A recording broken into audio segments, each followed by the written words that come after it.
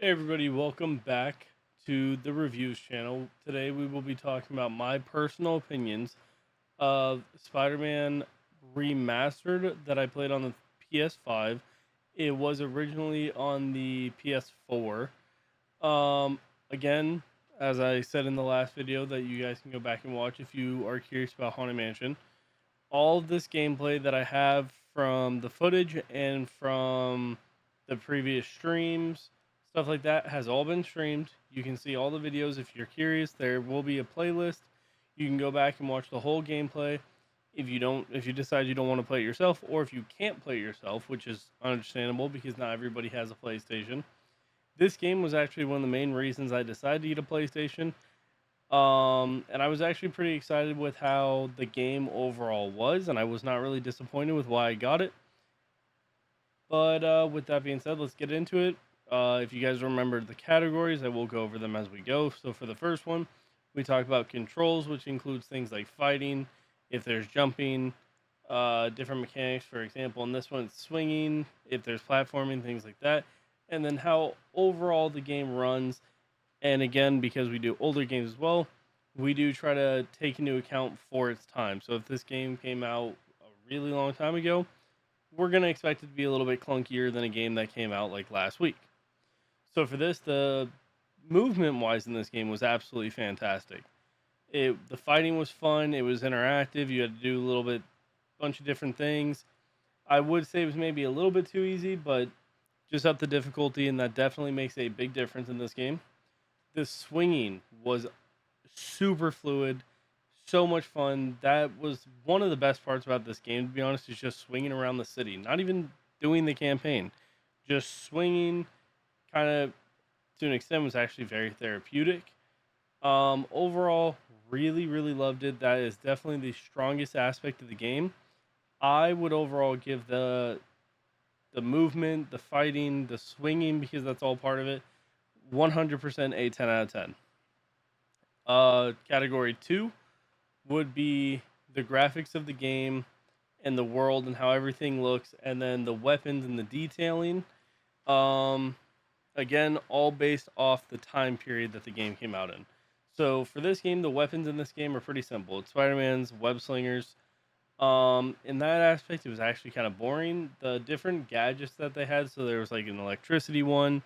There's one that would launch them and make them stick to walls easier than just your regular webs. There was the regular webs. There was a almost like a grenade that would, when it blew up, it would hit multiple of them. There was one that shot little drones. They were overall pretty cool, but as a whole, they were kind of boring. They didn't really make or break the game, so to speak. And definitely made things a lot easier, and I could see maybe people doing runs where they weren't allowed to use it would actually be pretty fun. But I did not do that, so I cannot confirm if that is something that would be enjoyable to do. The graphics overall looked pretty good. Didn't have any issues with it. It looked nice.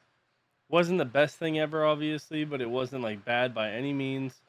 But yeah, just because of the weaponry alone, this is definitely one of, if not the weakest category, but it is what it is.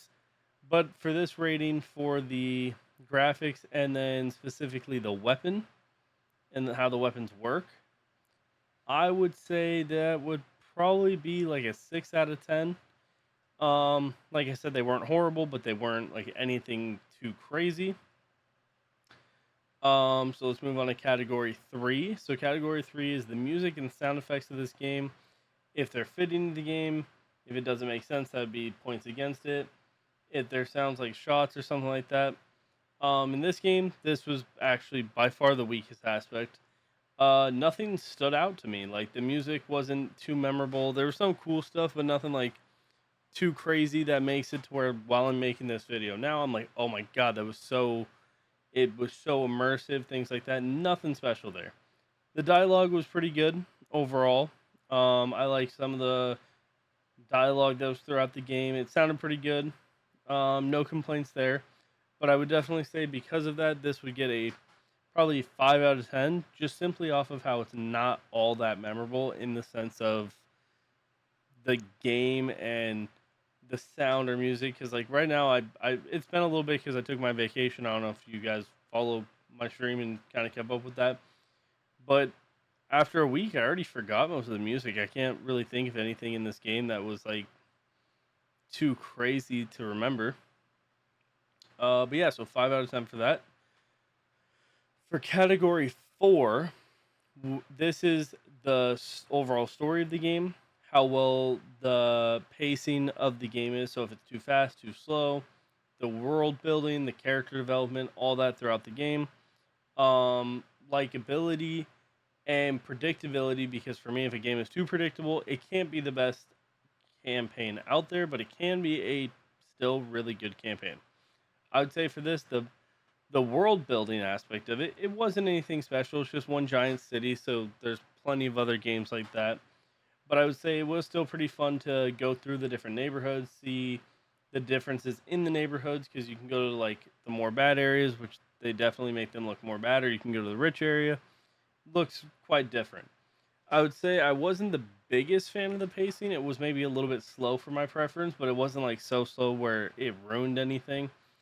But it was still pretty fun. It just took a little bit to get into the main story of like the different bosses you have to fight. With that though, wasn't too bad. The bosses, once they were released, I'm not going to try to spoil the story just in case you guys don't want to see the gameplay and you want to get the game yourself. Once you get to all the boss fights, they're all back to back to back, it felt like, and maybe that's just the way I ended up playing it. Hope that's not the case, because then that did lower my personal experience of the story a little bit. But overall, the build of the story was pretty good. That's the part that I would say is maybe a little slow, but it was still good for the aspect of this game. So with that, I would give the overall story and the building of the world a 7.5 out of 10. Because it's not the best, not the worst. It's like right in between. And I think it would be really hard to get a very low score in story unless the story is just really, really bad, which is very possible. Next would be category 5, which is going to be my overall personal experience I had with the game, and this is 100% personal. You guys do not have to take this into account. If you want to exclude it, you don't have to. This is just kind of my personal opinion. Like if there was any game breaking glitches, if there's anything that I liked more or less that would influence how much I like the game. This one is where it definitely saved a bit of the game for me, because I personally really enjoyed the game overall. I liked doing the little side quests because they had a bunch of different things you could do between looking for, I can't think of the guy's name right now. Oh, Taskmaster. Looking for Taskmaster's challenges, doing those were pretty fun. There was like side missions where you had to like chase pigeons and collect pigeons for this one guy. I thought they were pretty fun. They didn't really add much to the story, which perfectly fine with me. But it allowed you to swing around more, and that was actually by far my favorite part of this game. So the fact that there was little side missions that would allow you to do that even more made it significantly more enjoyable. Getting from place to place wasn't always just like, hey, you're one swing from like 3 buildings and you're there all of a sudden. Sometimes they'd be like 1,000 meters away, and I personally enjoyed that. Like I said, just because of the swinging aspect. Um, there's a lot of different things you could do in this game. It didn't feel like a game that would be too hard to 100%. So if you are somebody who likes to try to 100% games, but you don't want them to be crazy, crazy long, I felt like this game would be very doable. I think I got to like 75, 80-ish% of completing the game just by getting to the end of the story. I think the bosses you fight overall are pretty solid.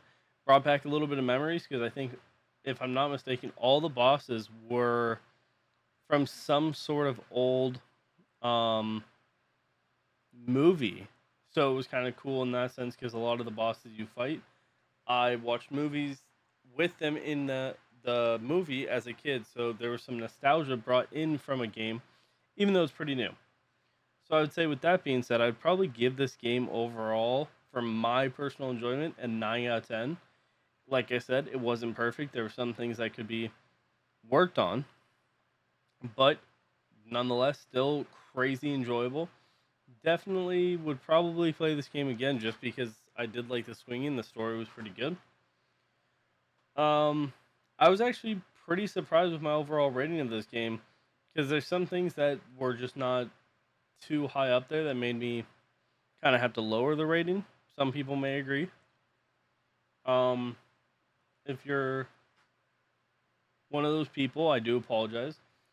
This is not meant to upset anybody. So if my personal opinions did that, I hope you guys still enjoy the game if you guys like it personally for yourselves. Um, and this is kind of just a way to like show people that the game is it's just got different opinions, and I hope this helps decide for some people if you want to get the game or not. I hope this doesn't break it just because you're like, oh, this one YouTube guy dislikes it, which I doubt it would. Um, but I hope this helps if you're kind of on the fence on if you want to get it or not. But with that being said, the overall rating based off the calculation of my five categories made this a 7.5 out of 10, which is still a pretty solid score if you ask me. A little bit lower than I was actually thinking, but I did enjoy this game. And with that being said, I hope you guys enjoyed.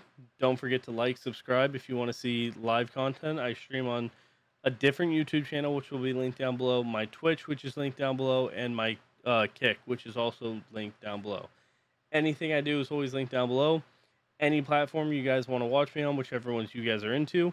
My name on every single one is going to be Dak the Collector. They're all the same. No differences in the names that I can think of. I don't think any of them are, but yeah. So with that being said, I hope you guys enjoyed. Please like and subscribe and leave any comments down below of games you want to see reviewed. If you disagree with my opinion, tell me what you disagree with. And with that being said, thank you guys for watching, and I hope you guys have a good one. See you guys.